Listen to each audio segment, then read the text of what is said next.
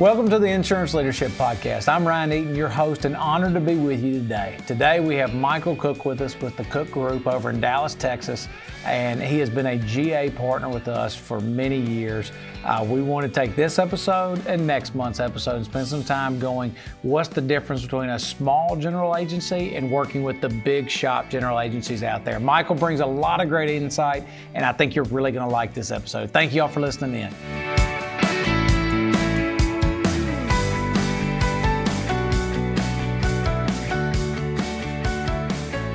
Mikel, my friend, welcome to the show. Good to be here, Ryan.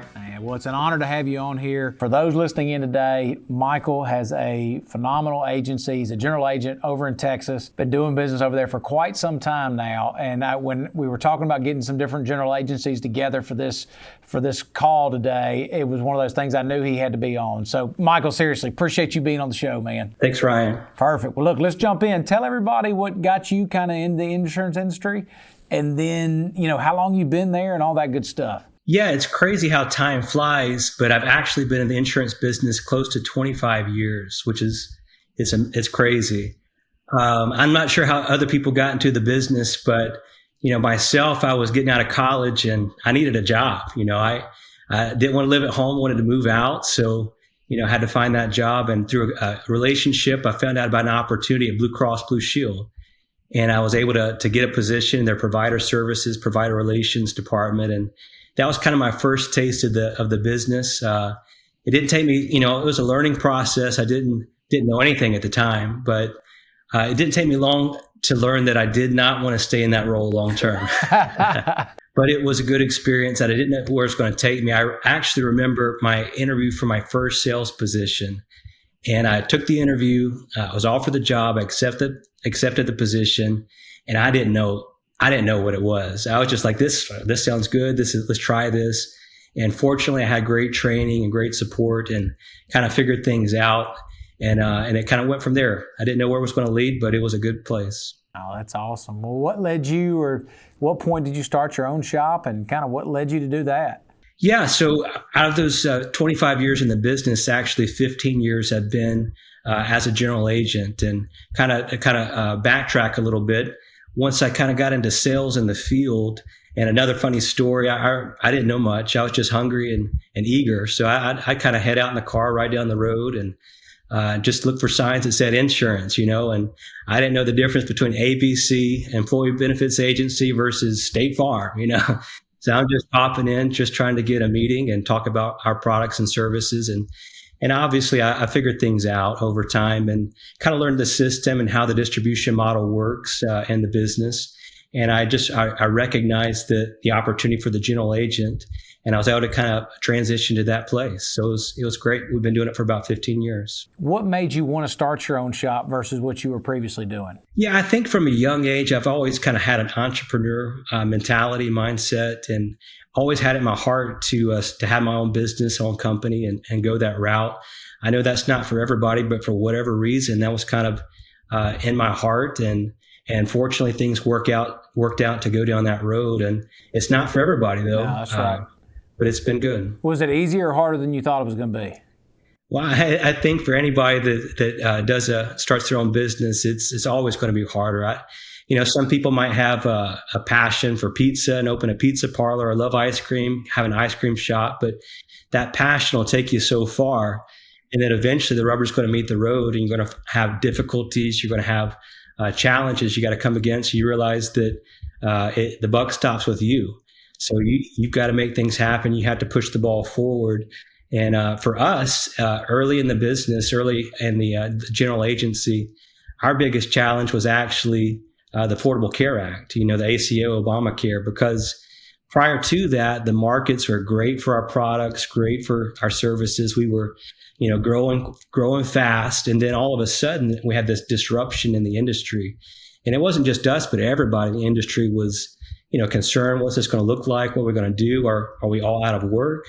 And fortunately, hindsight 2020, things were fine. It was a change. It was a disruption to the industry. We had to kind of adjust our focus and approach. But fortunately, our products and services have been viable, and we're still here. Now, that's great. When you started your company, what would you say your strengths were, and what would you say your weaknesses were, the things that you had to work the hardest on when you first started? Yeah, I think with anything, it's always going to be about your knowledge and experience. And growing up in the South, I would say that we learn people skills. You learn to be nice to people. You're polite. Yes, sir. Yes, ma'am. And it's just something that carries over from that into the business world.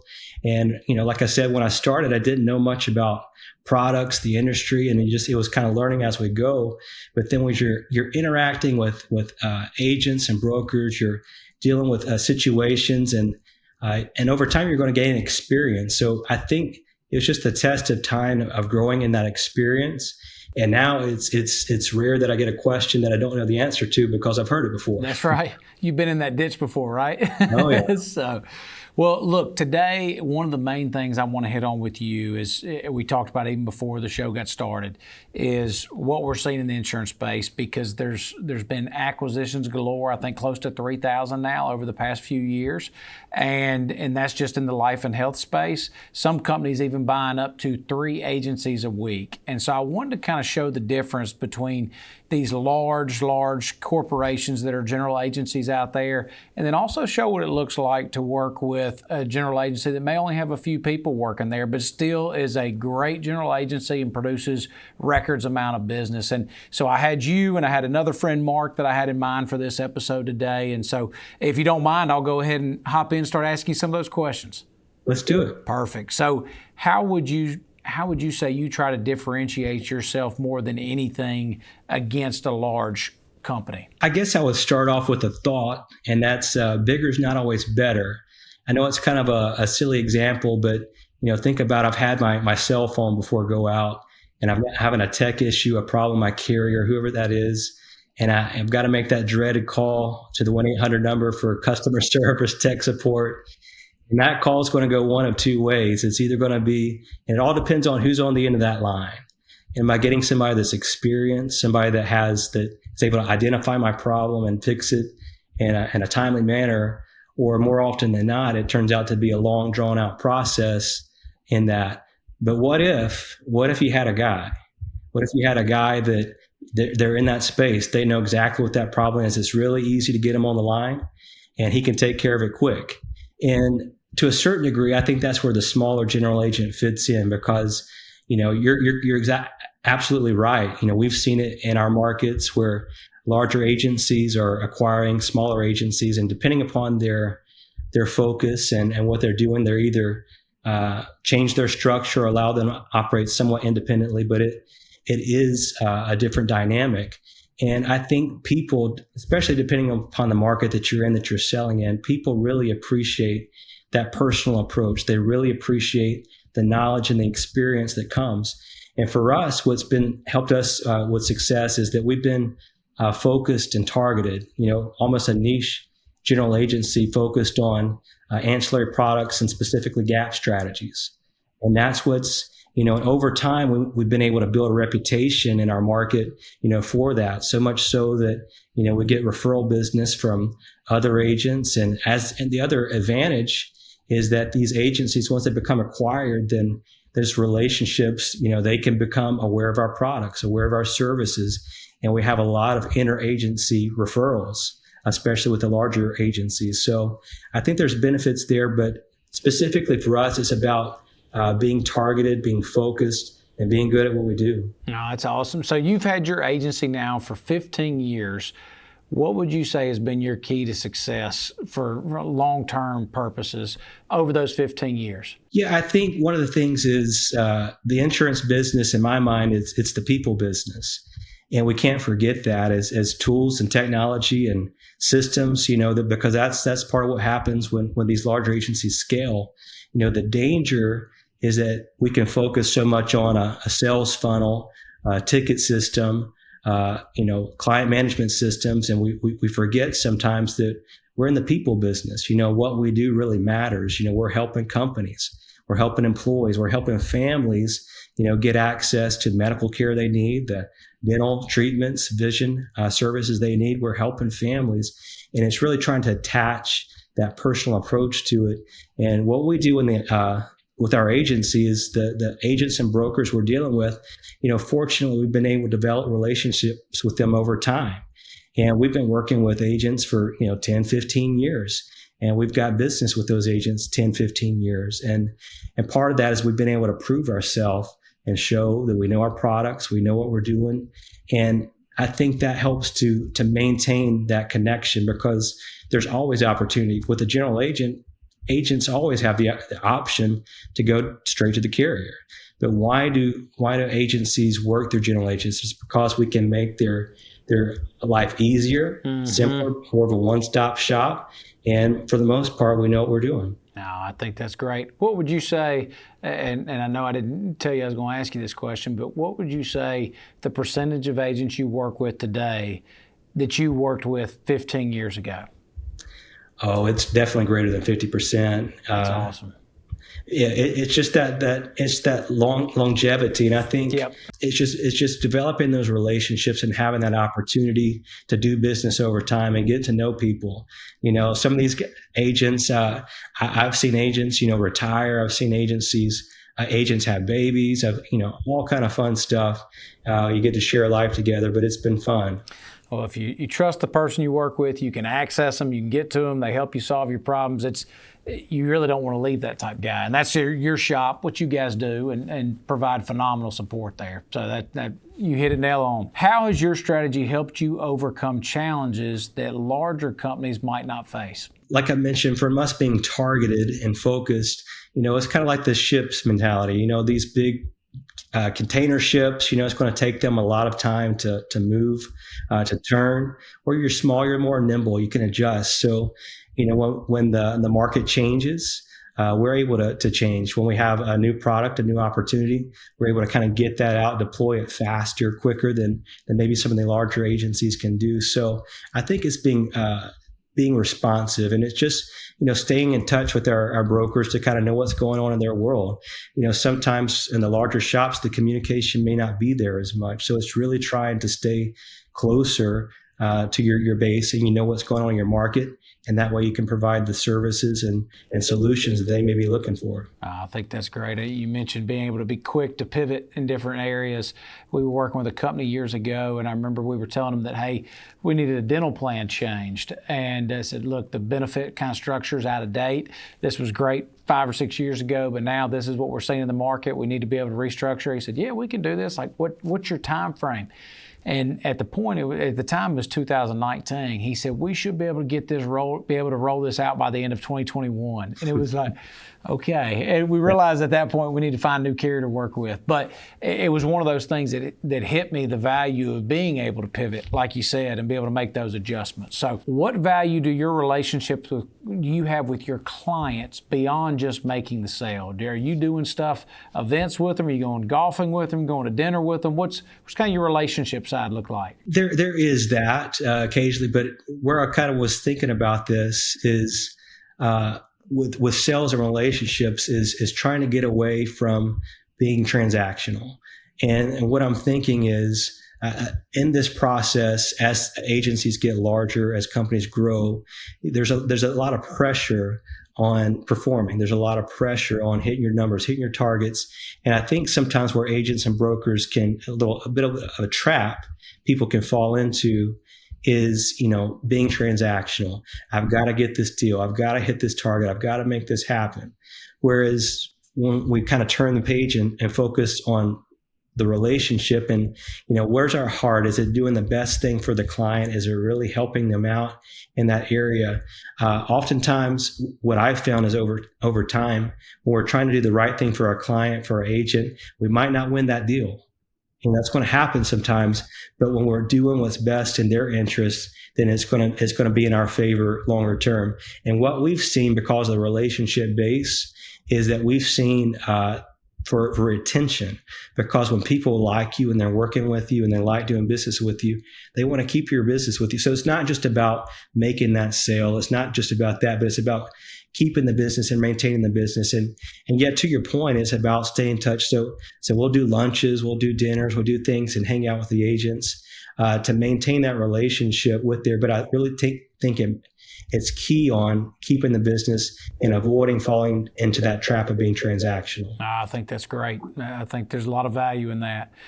What would you say your agency partners expect from you? At the end of the day, we have to deliver. So we've got to deliver on our promises, and our promises are typically, we're going to provide the products, the solutions, the services they need, with ancillary market, specifically with gap solutions, and we've done that over time. And one of the dangers that I've seen happen, and we get this feedback from our clients all the time, sometimes when they have an issue and they're working with a larger client or a carrier, they're sending an issue. It's almost like a black hole. It's like you're making this call, you're sending this response, and you may or may not get a response, and they're having to follow up. So, I think one of the places where we're able to shine is we want to be Johnny on the spot, especially when it comes to fourth quarter. We know our agents, they're busy, they're overloaded. So they get into, they're getting into a group, and we're turning renewals, doing quotes, and they're getting and find out about service issues. They get in and talk to a group and say, hey, I had this surgery last year and I don't know if this or that got processed. And the agents, they don't have time for that. So when they come to us with an issue, or we want to be quick, we want to be responsive, we want to stay on the ball, get it handled for them, get it back to them in a prompt manner. And our agents really appreciate that. They tell us all the time. Well, I would say that all the successful general agencies I know across the country that aren't these, 1,000-employee companies, the one thing that really differentiates them, in my opinion, is they'll call someone back quick. They'll get on the phone with the carriers. They have relationships with the carriers. If they're on vacation, they're going to answer their phones, and that's a consistent thread that I've seen across the different general agencies that are successful. There's a lot of general agencies out there, but the successful ones, they put their client first, their customer first, and they take the phone call at any time and meet those expectations that someone expects. That's great. So, Michael, your business, you've grown over the years. I mean, I remember when you went out to Texas and you got started out there. Obviously, you've grown since then. How do you handle scale with your company as you continue to grow? I mean, what does that look like for you? Yeah, well, earlier I talked about some of the negatives of technology and tools. Yeah. Now I'm going to talk about the positives. Yeah. Because, we also rely and we're able to leverage tools, systems, technology for efficiency. It's a different world than when we got started 15 years ago. I mean, technology has changed. Heck, when I got started in the insurance business, I don't know if you remember the show, The Office, but I always laugh because that whole office that they're in with the cubicles and the computers. I mean, that looked just like that Blue Cross Blue Shield office I worked in. We worked and it's just a different world. I mean, when I got started, it was fax machines and mailing in group apps and checks and all of that get processed. And it's moving so fast. So you kind of have to stay up with it. And with tools and technology, it helps you to be more efficient. And as a general agent, it's also we're relying on our carrier partners. So our carriers have great tools, great systems, and it's having those relationships with the carriers, knowing who to go to get problems, issues solved, and quickly.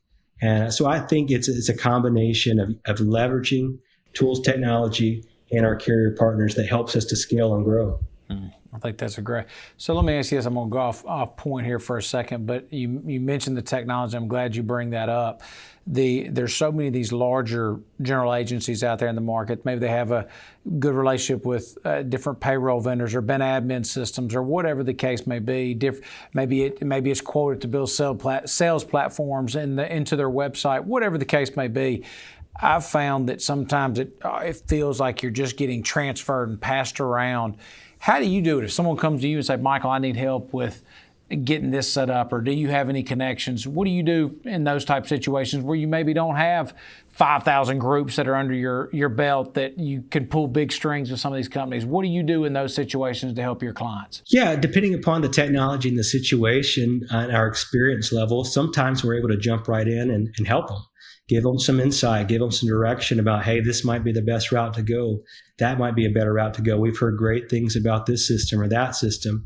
And then sometimes our carrier partners will provide tools and systems, and we make it a priority to be up to speed with those tools and systems. And that way, we can do a lot of the training ourselves. And then when we need to, we can pass them off to the right people with our carrier partners to do that training on the tools and systems, because as agents and brokers, there are different points on the spectrum.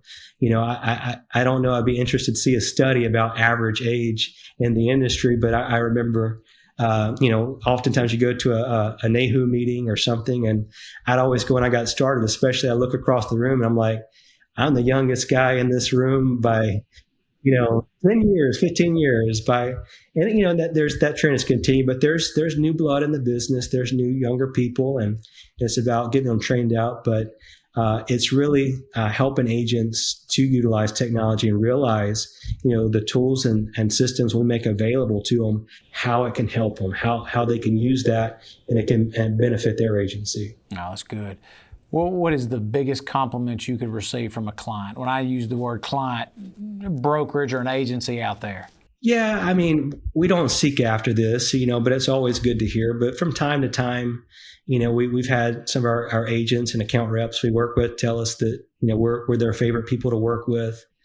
I've got one of my agents has told me, you guys are the best in the business. And to us, it's just affirmation that we're doing our job right. We're taking care of our people and that they appreciate what we're doing, and it makes you feel good, but that's what we're here to do. That's right. Well, Michael, I'll give you one last question. We're coming up. Today it's 9/11, and it's kind of at that point. Fourth quarter is knocking at our doors. Quotes are already starting to come in. What is the biggest thing you do to help your brokers during fourth quarter? We know this season is crazy for our agents and brokers and for everybody.